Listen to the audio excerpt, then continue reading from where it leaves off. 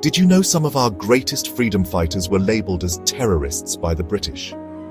What if I told you that the man who inspired the Quit India movement was once ignored by his own party?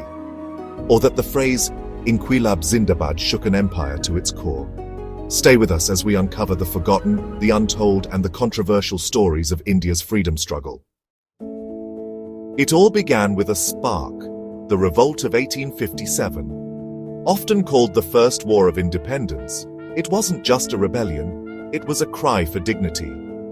Heroes like Mangal Pandey and Rani Lakshmibai dared to challenge the might of the British Empire. I will not surrender my Jhansi. If I must die, I will die as a queen, defending my people. As the 19th century turned, India's fight for freedom gained intellectual firepower. Leaders like Bal Gangadhar Tilak declared, "Swaraj is my birthright." The trio of Lal Bal Pal united Indians across languages and regions. Each strike on my body is a blow to British rule. Before we dive into the revolutionary era and the Gandhian movement, here's a quick pause to remind you. If you're inspired by these incredible stories of sacrifice and courage, hit that subscribe button. Like, share, and comment to help us keep bringing you untold tales of India's freedom struggle. Let's spread this legacy together. This is We the People of India.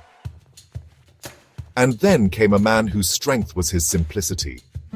Mahatma Gandhi, armed with truth and non-violence, became the face of a movement that touched every corner of India. An eye for an eye will make the whole world blind. Instead, we will resist peacefully and claim what is rightfully ours. The Salt March, the non-cooperation movement, and the Quit India movement weren't just protests.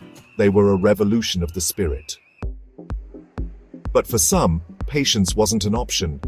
Revolutionaries like Bhagat Singh, Sukhdev, and Rajguru took the fight into their own hands, demanding freedom through bold and direct action.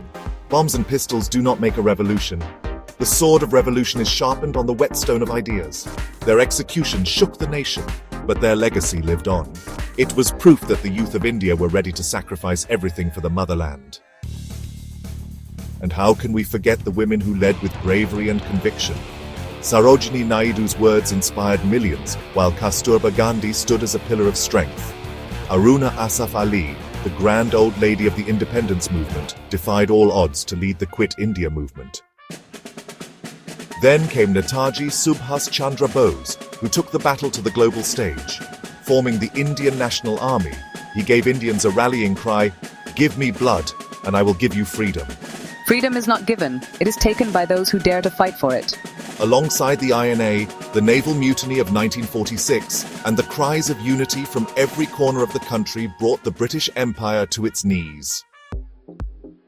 August 15th, 1947, a day of victory but also a day of heartbreak.